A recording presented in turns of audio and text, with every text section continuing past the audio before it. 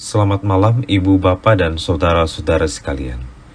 Kita bersatu hati dalam doa yang diselenggarakan oleh GKJ Jakarta, edisi Selasa 12 Juli 2022. Mari kita berdoa. Sertailah kami ya Tuhan dengan roh-Mu yang kudus, ketika kami membaca dan merenungkan firman-Mu saat ini. Berilah juga hikmat dan kekuatan untuk memberlakukan firman-Mu dalam hidup kami sehari-hari. Di dalam nama Yesus Kristus kami berdoa. Amin.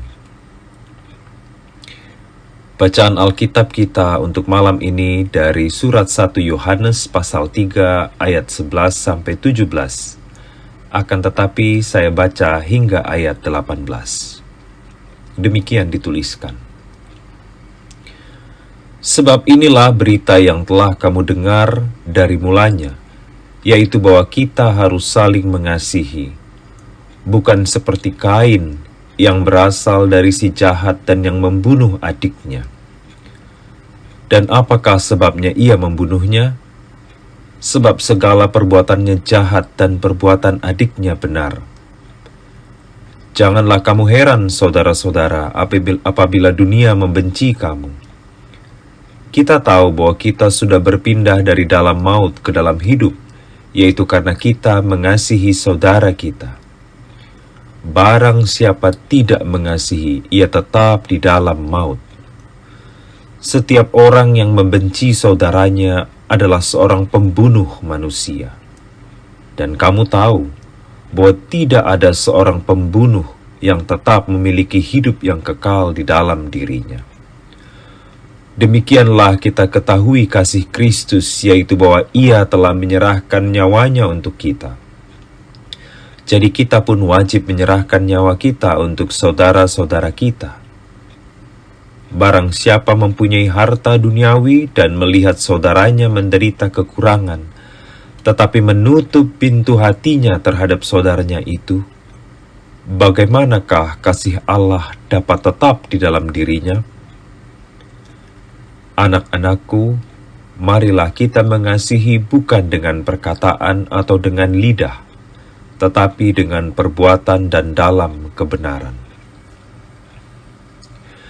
Satu kali sebuah keluarga kaya mengadakan pesta taman bersama dengan para koleganya.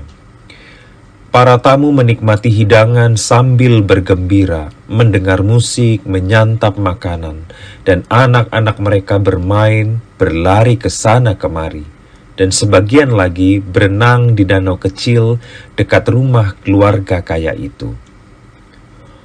Momen bahagia pada hari itu hampir berubah menjadi sebuah tragedi mengenaskan ketika salah satu anak yang berenang masuk ke bagian danau yang dalam dan mulai tenggelam.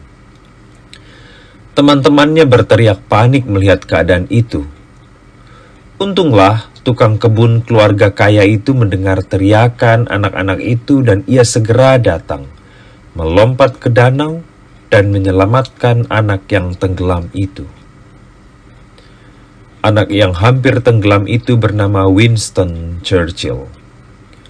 Orang tua Winston tentu saja sangat berterima kasih pada tukang kebun itu dan bertanya, apa yang dapat mereka lakukan untuknya sebagai tanda terima kasih telah menyelamatkan anak mereka. Dengan agak ragu-ragu, tukang kebun itu berkata, "Saya berharap anak saya bisa kuliah suatu hari nanti dan menjadi seorang dokter." Orang tua Winston menjawab, "Kami akan membiayainya."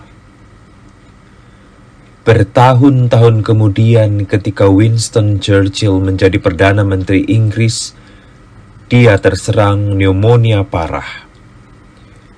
Raja Inggris pada waktu itu sangat prihatin melihat keadaannya dan kemudian memanggil dokter terbaiknya untuk mengobati Winston.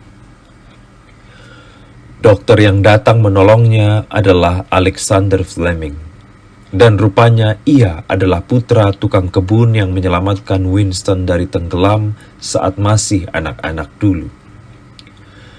Menyadari hal itu, Winston berkata, Jarang sekali seseorang berutang nyawa 2 kali pada pihak yang sama. Bug Winston, ayah, dan Alexander Fleming adalah satu pihak yang sama yang menyelamatkan dirinya. Meskipun kebenaran kisah Winston Churchill ini menjadi perdebatan, saya merasa kisah ini relevan untuk menginspirasi kita tentang makna kasih Kristus dan dampaknya dalam kehidupan iman kita saat ini, sebagaimana diamanatkan dalam surat 1 Yohanes 3 ini. Kasih adalah lawan dari apatos, atau ketiadaan hati sebagaimana ditunjukkan oleh Kain yang tega membunuh Habel, saudara kandungnya sendiri. Ketiadaan kasih akan membuat kita dingin, tak memiliki belas kasihan, bahkan tega melakukan kejahatan keji terhadap sesama kita. Sebaliknya, mereka yang memiliki kasih Kristus akan menggerakkan dirinya untuk menolong orang lain, bahkan sampai pada titik mengorbankan dirinya, sebagaimana Kristus mengorbankan dirinya untuk dunia dan isinya. Atau seperti ayah Alexander Fleming yang memberanikan diri terjun ke dalam danau untuk menyelamatkan Winston. Kita yang mengaku sebagai orang Kristen telah mengenal ajaran kasih sebagaimana dipraktikkan dan diajarkan oleh Yesus Kristus. Kini kita diperhadapkan pada situasi untuk membuktikan kasih itu dalam kehidupan kita masing-masing. Dan inilah prinsip kasih Kristus yang perlu kita hayati dari bacaan surat Yohanes malam ini. Pertama, bahwa kasih Kristus adalah kasih yang dibuktikan dengan pengorbanan. Kita baca pada ayat 16. Kedua, kasih Kristus adalah sikap bersedia membuka hati, berbelas kasih atau bermurah hati, menolong orang lain yang berkekurangan atau yang lemah. Ayat 17. Dan ketiga, kasih itu bukan sekadar dikhotbahkan, diseminarkan, diwacanakan, dibahas dalam PA, atau dituliskan dalam warta gereja, melainkan sungguh-sungguh dipraktikkan, dilakukan dengan aksi nyata. Ayat 18. Dengan begitulah kita sungguh-sungguh menghayati kebenaran kasih Kristus ini. Semoga hari-hari yang kita lalui, hari ini dan hari-hari yang akan kita terima dari Tuhan, menjadi kesempatan yang cukup bagi kita untuk membuktikan bahwa kasih Kristus sungguh-sungguh kita hayati dalam pikiran, perkataan, dan terutama dalam tindakan. Amin. Mari kita berdoa. Ya Tuhan, sungguhlah tak mudah bagi kami membuktikan dan mempraktikkan prinsip kasih Kristus dalam seluruh laku hidup kami. Karena itu ya Tuhan, berkenanlah untuk senantiasa menuntun dan memberi kami keberanian, serta kemampuan memberlakukan kasih Tuhan di mana saja kami berada. Agar dengan begitulah kabar baik kasih Kristus hadir di dalam dunia ini, sekarang dan melalui diri kami. Sertailah istirahat kami malam ini ya Tuhan, agar esok kami siap menyambut hari yang Tuhan anugerahkan dan memberlakukan kasih-Mu dengan baik dan benar.